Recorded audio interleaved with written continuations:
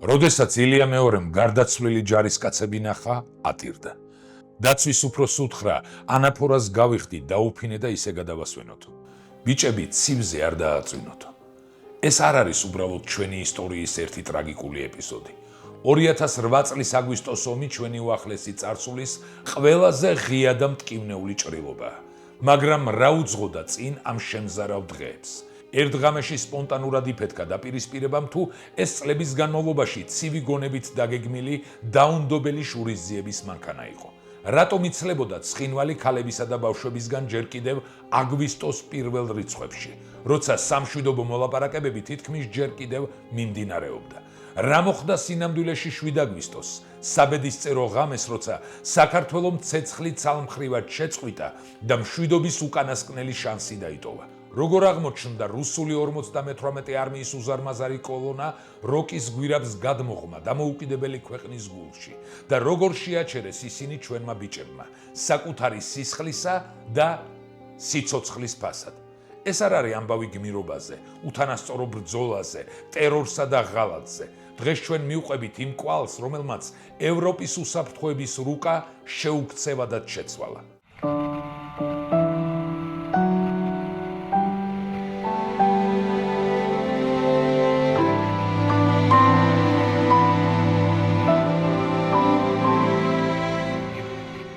$2008 წლის ზაფხულის დამდეგს ცხინვალის რეგიონში დაძაბულობა უკვე იმდენად ხელშესახები იყო, რომ მოახლოებული ქარიშხლის სიმპტომების ამოცნობა რთული აღარავისთვის ყოფილა. ისტორიული და ანალიტიკური თვალსაზრისით ეს არ ყოფილა მოულოდნელი, სპონტანური ეთნიკური კონფლიქტი, რომელიც ერთ დღეში ადგილობრივი დაპირისპირების ნიადაგზე აღმოცენდა. ეს იყო წლების განმავლობაში ცივი გონებით დაგეგმილი და ეტაპობრივად განხორციელებული მრავალკომპონენტიანი სამხედრო-პოლიტიკური ოპერაციის კულმინაცია. ამ ოპერაციის ფესვები გაცილებით შორს 2004-2006 წლების მოვლენებში იღებს სათავეს. სწორედ ამ პერიოდში დაიწყო რუსეთის ფედერაციამ ეგრეთ წოდებული პასპორტიზაციის უპრეცედენტო და უკანონო პროცესი. ცხინვალისა და აფხაზეთის რეგიონების მოსახლეობაზე მასობრივად გამარტივებული წესით გაიცემოდა რუსეთის მოქალაქეობის დამადასტურებელი დოკუმენტები. ეს იყო დემოგრაფიული და იურიდიული ნაღმი, რომელიც სამომავლოდ საკუთარი მოქალაქეების დაცვის საბაბით სამხედრო ინტერვენციისთვის მზადდებოდა. სიტუაციის კატალიზატორი აღმოჩნდა 2008 წლის აპრილში გამართული ნატოს ბუქარესტის სამიტი, სადაც მართალია საქართველოს არ მიანიჭეს წევრობის სამოქმედო გეგმა, მაპი, თუმცა გაკეთდა ჩანაწერი, რომ ქვეყანა აუცილებლად გახდებოდა ალიანსის წევრი. ამან მოსკოვში განგაშის ზარი შემოჰკრა. დრო იწურებოდა. პირველი მკაფიო და საგანგაშო სამხედრო სიგნალები სწორედ გაზაფხულზე გამოიკვეთა. ჯერ კიდევ აპრილში რუსეთის ფედერაციამ ღიად დაარღვია საერთაშორისო ნორმები და პირდაპირი სამართლებრივი ურთიერთობები დაამყარა სოხუმისა და ცხინვალის სეპარატისტულ რეჟიმებთან. ამას მოჰყვა 20 აპრილის საჰაერო ინციდენტი, როდესაც რუსულმა გამანადგურებელმა MiG-29 აფხაზეთის ტერიტორიაზე სოფელ გაგიდასთან საქართველოს კუთვნილი უპილოტო მზვერავი აპარატი ჩამოაგდო. მოგვიანებით ეს ფაქტი გაეროს დამკვირვებელთა სპეციალურმა გამოძიებამაც დაადასტურა. მაისში საოკუპაციო ხაზს მიღმა უკანონოდ შევიდნენ რუსეთის სპეციალური დანიშნულების სარკინიგზო ჯარები. მათ დაიწყეს ოჩამჩირე სოხუმის სარკინიგზო მონაკვეთის აღდგენა. გამოცდილი თვალისთვის ეს კლასიკური სამხედრო ლოგისტიკური მოსამზადებელი ეტაპი იყო. რათა მძიმე ჯავშან ტექნიკის სწრაფი და შეუფერხებელი ტრანსპორტირება უზრუნველეყოთ. პარალელურად ჩრდილოეთ კავკასიაში დაიწყო მასშტაბური სამხედრო სწავლება კავკასია 2008, რომელშიც რამდენიმე ათასი ჯარისკაცი და ასობით ერთეული მძიმე ტექნიკა მონაწილეობდა. სწავლების მოტივი პირდაპირ გულისხმობდა მეზობელ ტერიტორიაზე მიმდინარე კონფლიქტში ჩარევას. წვრთნების დასრულების შემდეგ რუსულ შენაერთებს დისლოკაციის ძირითად მუდმივ ადგილებში აღარ დაუხევიათ. ისინი საქართველოს საზღვართან საბრძოლო განგაშის რეჟიმში დარჩნენ. აგვისტოს პირველ დღეებში ვითარება უკიდურესად დაიძაბა ცხინვალის რეგიონში. 1 აგვისტოს სოფელ ერგნეთის სიახლოვეს ქართული პოლიციის პიკაპის აფეთქებას, რის შედეგადაც 5 პოლიციელი მძიმედ დაიჭრა, მოჰყვა სისტემატური, პროვოკაციული სნაიპერული სროლები და გამანადგურებელი საარტილერიო ცეცხლი ქართული სოფლების, ნულის, ერგნეთის, ავნევისა და თამარაშენის მიმართულებით. ამ მოვლენების პარალელურად გამოიკვეთა ერთი კონკრეტული, საგანგაშო ფაქტი. ცხინვალიდან დაიწყო ქალების, ბავშვებისა და მოხუცების ორგანიზებული ევაკუაცია ჩრდილოეთ ოსეთში, მუნიციპალური ავტობუსებით. მშვიდობიანი მოსახლეობის მასობრივი წინასწარ დაგეგმილი გაყვანა საომარი თეატრიდან ისტორიულად დადასტურებული ნიშანია იმისა, რომ მხარე ფართომასშტაბიანი საომარი მოქმედებებისთვის ემზადება და ტერიტორიას პოტენციური კოლატერალური ზიანისგან ათავისუფლებს. ამავდროულად ცხინვალში უკვე ღიად დაიწყეს შემოსვლა ჩრდილოეთ კავკასიიდან ჩამოსულმა დაქირავებულმა მებრძოლებმა და კაზაკთა შეიარაღებულმა ფორმირებებმა, რაზეც რუსული სამშვიდობო კონტინგენტი შეგნებულად ხუჭავდა თვალს. 7 აგვისტოს დილა დიპლომატიური ძალისხმევის უკანასკნელი, უშედეგო და მძიმე მცდელობით დაიწყო. სეპარატისტული რეჟიმის ლიდერი ედუარდ კოკოიტი ფიზიკურად გაუჩინარებულიყო. რუსეთის სამშვიდობო ძალების სარდალმა გენერალმა მარატ კულახმეტოვმა ღიად განაცხადა, რომ სეპარატისტებს ვეღარ აკონტროლებდა. იმავე დღის საღამოს 19 საათსა და 10 წუთზე საქართველოს პრეზიდენტმა ცალმხრივი ცეცხლის შეწყვეტის შესახებ განაცხადა. თუმცა ღამის დადგომისთანავე ქართულ სოფლებზე იერიში არნახული სისასტიკით განახლდა. იბომბებოდა ავნევი და ფრონე. ამას დაემატა კრიტიკული სადაზვერვო ინფორმაცია. როკის გვირაბის გავლით საქართველოს სუვერენულ ტერიტორიაზე უკვე შემოსული იყო რუსეთის 58 არმიის მძიმე ჯავშან ტექნიკის უზარმაზარი კოლონები და ისინი ჯავის მიმართულებით გადაადგილდებოდნენ. ეს აღარ იყო ადგილობრივი შეიარაღებული ფორმირებების აქტივობა. ეს იყო ღია სამხედრო ინტერვენცია დამოუკიდებელი ქვეყნის წინააღმდეგ. ამ კრიტიკული მონაცემების საფუძველზე 7 აგვისტოს 23 საათსა და 35 წუთზე გაიცა ბრძანება კონსტიტუციური წესრიგის აღდგენისა და მომხდური უცხოური სამხედრო კოლონების წინსვლის შეჩერების მიზნით. ქართულმა შეიარაღებულმა ძალებმა საპასუხო ცეცხლი გახსნეს და ცხინვალისკენ დაიძრნენ. 8 აგვისტოს გამთენიისას უკვე ნათელი გახდა რუსული სტრატეგიის ნამდვილი შემზარავი მასშტაბი. ეგრეთ წოდებული მშვიდობის იძულების ოპერაციის ეგიდით რუსეთმა სრულმასშტაბიანი ომი გააჩაღა. პარალელურად ჩაირთო საინფორმაციო ომის მანქანა. რუსულმა მედიამ ყისიერად დაიწყო ყალბიცნობების გავრცელება ეგრეთ წოდებული 2000 დაღუპული მშვიდობიანი ოსი მოქალაქის შესახებ. ეს მითი მოგვიანებით თავად რუსეთის ოფიციალურმა პროკურატურამ უარყო და მსხვერპლის რაოდენობა 162-მდე დააზუსტა. თუმცა საწყის ეტაპზე ამ დეზინფორმაციამ შეასრულა თავისი როლი რუსული საზოგადოების მობილიზებისა და აგრესიის გამართლებისთვის. საქმე გვქონდა ჰიბრიდული ომის ერთ-ერთ პირველ კლასიკურ მაგალითთან, სადაც სახმელეთო თავდასხმასთან ერთად უპრეცედენტო იერიში მიმდინარეობდა ჰაერში, ზღვაზე და კიბერსივრცეში. რუსულმა სამხედრო ავიაციამ მომენტალურად გააფართოვა მოქმედების არეალი და დაიწყო სტრატეგიული ობიექტების დაბომბვა კონფლიქტის ზონიდან ასეულობით კილომეტრის დაშორებით. დაიბომბა ვაზიანის, მარნეულისა და სენაკის სამხედრო ბაზები, ფოთის პორტი, კოპიტნარის აეროდრომი, სარკინიგზო კვანძები. რუსული ბომბები დაეცა ბაქო-თბილისი-ჯეიჰანის ნავთობსადენის მიმდებარე ტერიტორიასაც, რაც ნათლად აჩვენებდა, რომ მიზანი არა მხოლოდ სამხედრო დამარცხება, არამედ ქვეყნის ეკონომიკური განადგურება იყო. ზღვიდან საქართველოს სანაპირო ზოლის ბლოკირება მოახდინა რუსეთის შავი ზღვის ფლოტმა. პარალელურად განხორციელდა უმძლავრესი, კოორდინირებული კიბერშეტევა საქართველოს სამთავრობო, საინფორმაციო და საბანკო ვებგვერდებზე. ჰაკერული დაჯგუფებები მიზანმიმართულად ანადგურებდნენ ციფრულ ინფრასტრუქტურას, რამაც სახელმწიფო ინსტიტუტების ნაწილობრივი პარალიზება და მოსახლეობაში პანიკის დათესვა გამოიწვია. მომდევნო დღეებში მიუხედავად მტრის აბსოლუტური რიცხობრივი და ტექნიკური უპირატესობისა, ქართულმა შენაერთებმა მძიმე და სისხლის მღვრელი წინააღმდეგობა გაუწიეს ოკუპანტებს. 9 აგვისტოს ცხინვალის მისადგომებთან დატრიალდა რუსული არმიისთვის უმძიმესი ეპიზოდი. ქართულმა ქვედანაყოფებმა ჩასაფრება მოუწყო რუსეთის 58 არმიის სარდლის, გენერალ-ლეიტენანტ ანატოლი ხრულიოვის კოლონას. შეტაკების შედეგად კოლონა ფაქტობრივად განადგურდა. ჟურნალისტები და ოფიცრები დაიღუპნენ, ხოლო თავად გენერალი ხრულიოვი მძიმედ დაიჭრა და იძულებული გახდა ბრძოლის ველის სასწრაფოდ დაეტოვებინა. ომის დღეებში დაიწერა ქართული სამხედრო ისტორიის ყველაზე ტრაგიკული და გმირული ფურცლები. 11 აგვისტოს შინდისის რკინიგზის სადგურთან დატრიალებული ტრაგედია ამის ნათელი მაგალითია. მეორე ქვეითი ბრიგადის 17 ქართველი ჯარისკაცი მოულოდნელად შეეჩეხა რუსული მძიმე ტექნიკის უზარმაზარ კოლონას. უკან დახევის ნაცვლად მათ უთანასწორო ბრძოლა მიიღეს. ალყაში მოქცეული ბიჭები საათების განმავლობაში იგერიებდნენ მტერს, იბრძოდნენ ბოლო ტყვიამდე, ბოლო ამოსუნთქვამდე, რითაც ოკუპანტებს უდიდესი ზიანი მიაყენეს.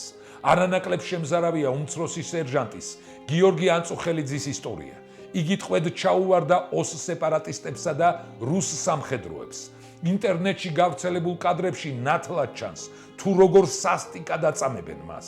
აიძულებენ დაიჩოქოს და შეურაცხყოფა მიაყენოს საკუთარ დროშას. მიუხედავად არაადამიანური ტკივილისა და წამებისა, მან არ დაიჩოქა და გმირულად შეხვდა სიკვდილს. მოგვიანებით მას საქართველოს ეროვნული გმირის წოდება მიენიჭა. ამავე პერიოდში რუსეთმა მეორე ფრონტი გახსნა დასავლეთ საქართველოში. 10-11 აგვისტოს რუსულმა სადესანტო ნაწილებმა და აფხაზურმა ფორმირებებმა ავიაციისა და არტილერიის ინტენსიური მხარდაჭერით დაიკავეს კოდორის ხეობა, ზემო აფხაზეთი, რომელიც მანამდე საქართველოს იურისდიქციაში რჩებოდა. რუსული ჯავშან ტექნიკა შეიჭრა ზუგდიდში, სენაკსა და ფოთში, სადაც სამხედრო ბაზები და სანაპირო დაცვის კატარღები გაძარცვეს და გაანადგურეს. ქართულმა ძალებმა სრული ალყაში მოქცევის საფრთხის თავიდან ასაცილებლად და დედაქალაქის მისადგომების დასაცავად მძიმე უკანდახევა დაიწყეს. ფრონტის ხაზმა გადმოიწია გორისკენ. სწორედ ამ ყველაზე ტრაგიკულ ქაოსურ დღეებში, როდესაც გავრცელდა ინფორმაცია, რომ რუსული საოკუპაციო ძალები თბილისისკენ მოიწევდნენ, სახელმწიფო სტრუქტურებმა უსაფრთხოების მიზნით საქართველოს კათოლიკოს პატრიარქის ილია მეორის ევაკუაცია განიზრახეს. თუმცა უწმინდესი ევაკუაციაზე სასტიკ უარზე იდგა და აცხადებდა, რომ თავის სამწყსოს საკუთარ ხალხს განსაცდელში მარტო არ დატოვებდა. მეტიც, მან მიიღო გადაწყვეტილება, რომელიც სცილდებოდა ჩვეულებრივ რელიგიურ მოვალეობას და პირდაპირ ბრძოლის ველზე გადაინაცვლა. საომარ ხაზს მიღმა გორის ჰოსპიტალსა და მიმდებარე ტერიტორიებზე დარჩენილი იყო ათეულობით ქართველი ჯარისკაცის ცხედარი, რომელთა გამოყვანის უფლებას რუსული მხარე არავის აძლევდა. ამის მიუხედავად პატრიარქი ილია მეორე პირადად ჩავიდა გორში.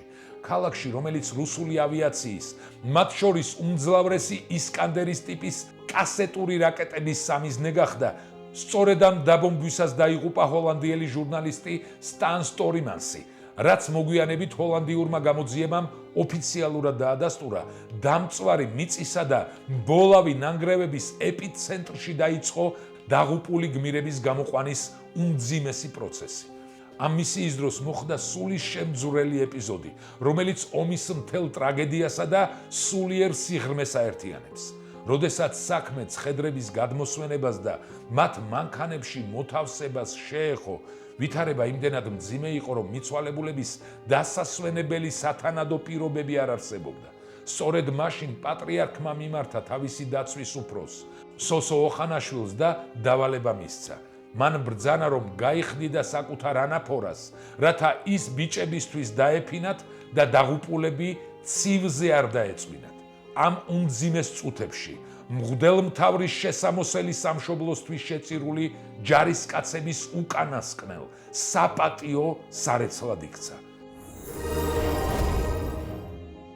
აგვისტოს შუარიცხვებისთვის ცენტრალური მაგისტრალები სავსე იყო 10,000-ობით სასოწარკვეთილი დევნილით, რომლებიც მცირეწლოვანი ბავშვებით ხელში ტოვებდნენ ალმოდებულ სახლებს. ამავდროულად დიდი და პატარა ლიახვის ხეობის ქართულ სოფლებში, თამარაშენში, კეხში, ქურთასა და აჩაბეთში მიზანმიმართულად, გეგმაზომიერად და დაუნდობლად ხორციელდებოდა ეთნიკური წმენდა. საოკუპაციო ძალები და კრიმინალური მარადიორთა ჯგუფები არაუბრალოდ ძარცვავდნენ და წვავდნენ სახლებს, არამედ მძიმე ტექნიკითა და ბულდოზერებით ასწორებდნენ მიწასთან ქართულ დასახლებებს. ეს იყო ტერორის აქტი, რომლის მიზანს წარმოადგენდა ახალი, შეუქცევადი დემოგრაფიული რეალობის შექმნა, რათა დევნილებს უკან დასაბრუნებელი გზა და საკუთარი იდენტობის ფიზიკური კვალი სამუდამოდ წაშლოდათ. სიტუაციის უკიდურესად ესკალაციამ და დამოუკიდებელი სახელმწიფოს დედაქალაქის აღების საფრთხემ საერთაშორისო თანამეგობრობის უპრეცედენტო მობილიზება გამოიწვია. ევროკავშირის თავმჯდომარე ქვეყნის საფრანგეთის პრეზიდენტმა ნიკოლა სარკოზიმ მოსკოვსა და თბილისს შორის გადაუდებელი მოლაპარაკებები დაიწყო. 12 აგვისტოს, როდესაც რუსული ტანკები თბილისიდან სულ რაღაც 40 კილომეტრში იგოეთთან იდგნენ, საქართველოს დედაქალაქის ცენტრში რუსთაველის გამზირზე ქართველი ხალხის გვერდით დადგნენ პოლონეთის, უკრაინის, ლიეტუვის, ლატვიისა და ესტონეთის ლიდერები. მათი იქ ყოფნა იყო პოლიტიკური და მორალური ფარი თბილისის დასაცავად, რადგან დედაქალაქის დაბომბვა ავტომატურად ნიშნავდა ევროპელი ლიდერების სიცოცხლის ხელყოფას. ამავე დღეს, 12 აგვისტოს, მიღწეულ იქნა ევროკავშირის შუამავლობით შედგენილი ცეცხლის შეწყვეტის 6-პუნქტიანი სამშვიდობო შეთანხმება.